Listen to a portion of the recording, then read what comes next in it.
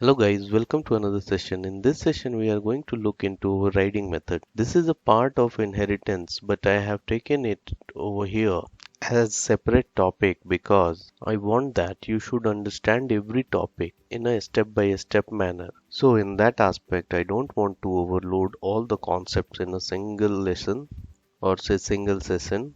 And this topic is really very important topic of inheritance. So let's discuss this topic. So let's jump into the discussion. So overriding methods. So overriding methods is nothing but implementation technique. In this technique we have two versions of implementation of same method, where one implementation for parent class and another implementation for the child class. So to better understand it, we will jump into Spider Editor and we will write a program by which we can understand this topic. So let's jump into the Spider Editor. I'm going to write again the same person class and the employee class, and then I will show that how a method with same name can have different implementation within each class. So here we are, if you remember that we have created a class called person, and then we have initialized it. We have created the constructor, and then here we are taking the name and the age at the time of creation of object, and then we are assigning it name, age. This is what. So we are going to create another class as well, that is employee class, employee, and here this class inherit the person class, and it also contains the constructor. We need to pass the create the init class. Then here we need to pass the age and the ID. Now we can initialize the ID. So now this we have two classes over here. So now to understand the overriding method, we will create a class that is called underscore str, and here whenever a print method will be called, so this class will be called, and here we will return the formatted output. Now method, when person class will be printed, then this will be printed. Okay,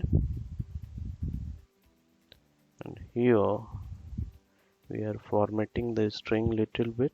So this is the implementation of this str function, the implementation within person class. Now we will take the same method and we will define over here, and we will do the override. So here we have created like this. Now here we will write like this. We do some changes within the implementation so that we can understand that what is overriding is that. And now here we can use right over here employee ID. You can use ID so that it look ID, and here we will use self.id. So this is what the implementation is. See here, basically what is happening over here, we are having a function which has the same name, but we have different implementation. So this technique is called method overriding. So you should remember it. So we have two classes, one is called person, another one is employee, where person class is inherited by employee class, and each has their own implementation of a method. So here we are using str method, which being called whenever you call the print function. So let's look into example now how to run it. Shift enter. Now create an object of person class, p equal to person. I will use my name here 39, and now here we will print p, and now we will create a employee class. Here you can pass d, and here you can give some age, some employee ID. Now we will print e, and when you will run it at first instance, if you will run it, So person Mukesh is 39. See here, this function is being called. Now, if you will run this one, we did a mistake over here. Do you remember what is the mistake?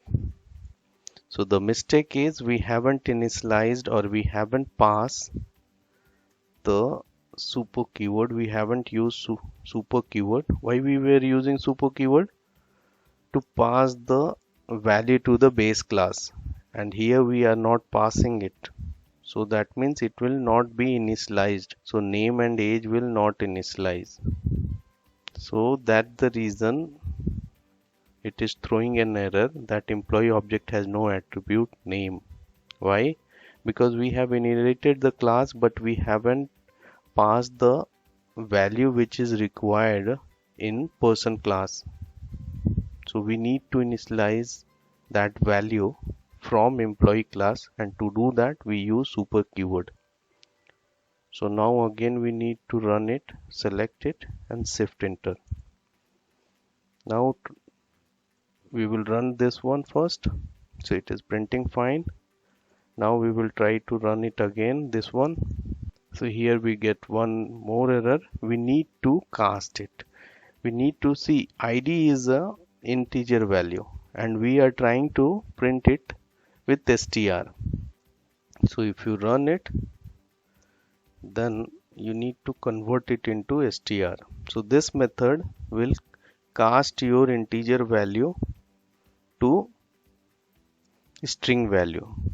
Casting I have covered in part 2. If you've gone through that session, then you know about this thing. Now again reload it, and this time we print this one and this one again. So now here, see here, it has printed. We need to provide some spaces over here so that it will be more formatted. So now we try to again run it, and here we will. So now here, see that it has printed this version of str function. So we have same name function but implementation is different. So this is what called overriding method, and it belongs to inheritance concept. So this is what I wanted to demonstrate you in this session. See you in the next session. Bye bye.